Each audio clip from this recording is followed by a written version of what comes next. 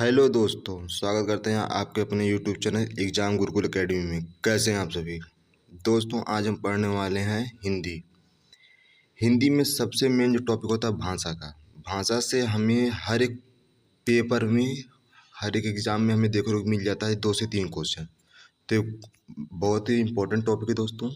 आज हम इसी को कवर करने वाले हैं। तो आइए पढ़ते हैं। पहला क्वेश्चन है, भाषा क्या है? ये में बहुत बहुत इंपॉर्टेंट क्वेश्चन है, भाषा क्या है। क्योंकि हम सब जब पढ़ने को सब पढ़ते हैं, बट हमें जब बेस ही नहीं पता रहेगा भाषा होता क्या है, भाषा कहते किसे, तो हमें एक आगे क्वेश्चन कैसे पता चलेगा भाषा क्या है। तो भाषा क्या है, तो इसका सही जवाब होगा भाषा एक शब्द है जिसे हम भाषा कहते हैं। क्या कहते हैं?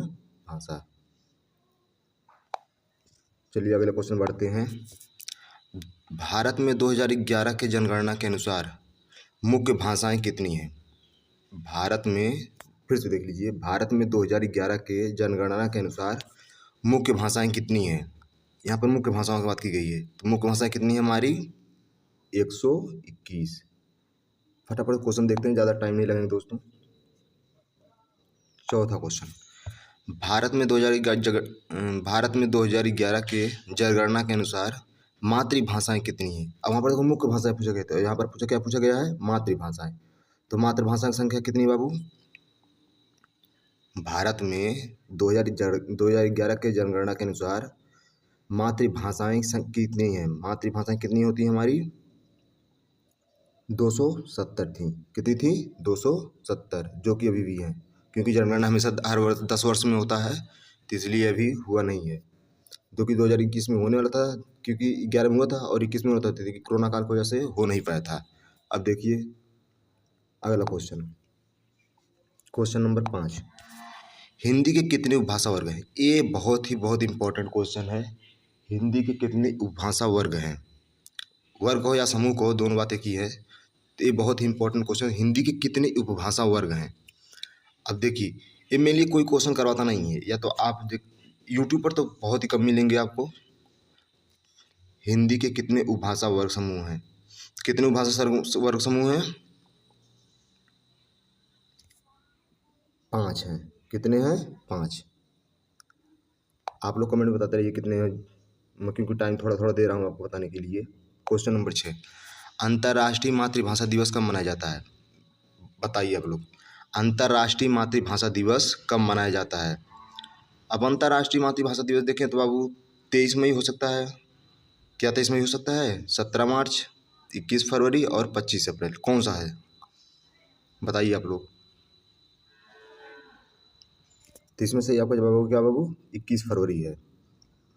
21 फरवरी अंतर्राष्ट्रीय मातृभाषा दिवस कब मनाया जाता है? 21 फरवरी को।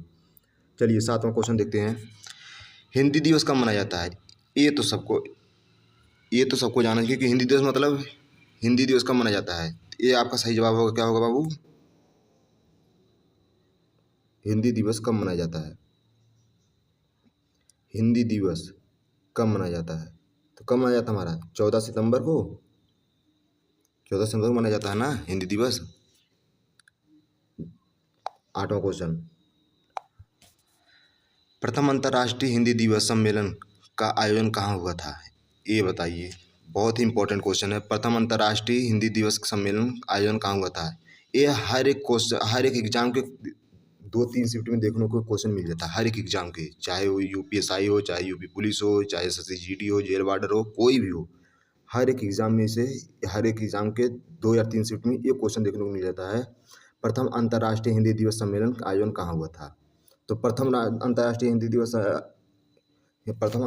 हिंदी दिवस सम्मेलन का आयोजन कहाँ हुआ था? 1975 में। कहाँ पर? नागपुर में हुआ था। कहाँ पर हुआ था बाबू? नागपुर में।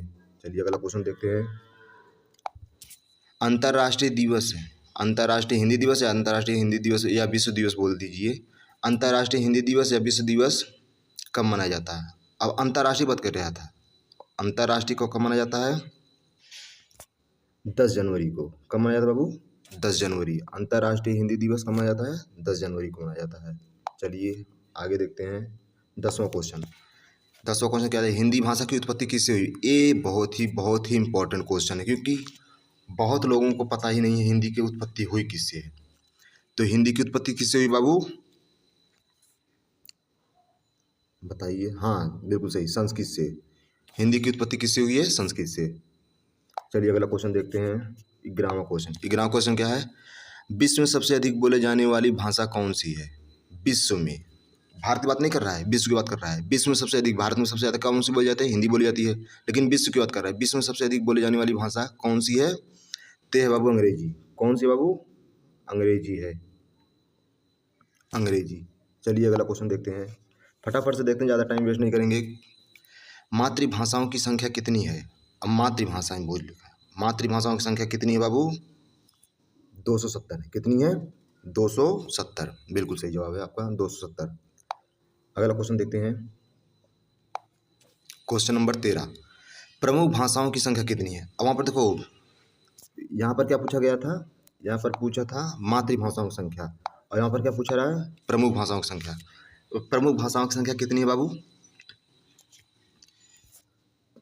121। कितनी है? 121, ठीक ना। प्रमुख भाषाओं की संख्या कितनी है? 121। अगला क्वेश्चन देखते हैं, 14वां क्वेश्चन। अनुसूचित भाषा में कितनी भाषाओं को रखा गया? अनुसूचित भाषा। अब अनुसूचित भाषा कौन सी होती है? अरे वही जो हमारी 8वीं अनुसूची में रखा गया है, भारत के संविधान के 8वीं अनुसूची में जो रखा गया है, कौन सी भाषा, कितनी भाषाएं रखेंगे? इसमें कितनी भाषाएं रखी गई हैं? जी बिल्कुल सही, 22 भाषाएं। कितनी भाषाएं? 22 भाषाएं। 15वां क्वेश्चन देखते हैं, विश्व के प्रमुख भाषा परिवारों की संख्या कितनी है? भारत में पूछा, विश्व की पूछ रहा है। विश्व के प्रमुख भाषा परिवारों की संख्या कितनी है? चलिए बताइए। कितनी है? 12। कितनी है? 12। विश्व के प्रमुख भाषा परिवार की संख्या कितनी बाबू? 12। चलिए अगला क्वेश्चन और लास्ट क्वेश्चन। भारतीय संविधान में भाषा, भारतीय संविधान में, एक सेकंड रुक जाइए। भारतीय संविधान में, हाँ चलिए, भारतीय संविधान में भाषा को किस अनुसूची में रखा गया है? भारतीय संविधान में भाषा को किस अनुसूची में रखा गया है? किस अनुसूची में रखा गया बाबू? 8वीं अनुसूची में। किसमें? 8वीं अनुसूची में।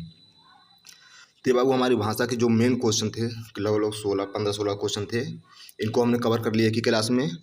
और ऐसे ही जैसे इम्पोर्टेंट वन क्वेश्चन इतने देखिए, करवाने को तो कुछ भी पढ़ लीजिए, लेकिन पढ़ना क्या है? जो हमें 2D पॉइंट पढ़ना, जो हमें आता है वही ना, जो हमारे क्वेश्चन में आता है वही पढ़ना है। तो चलिए आज के लिए बस इतना ही, मिलते हैं अगले क्लास में। तब तक के लिए जय हिंद, जय भारत।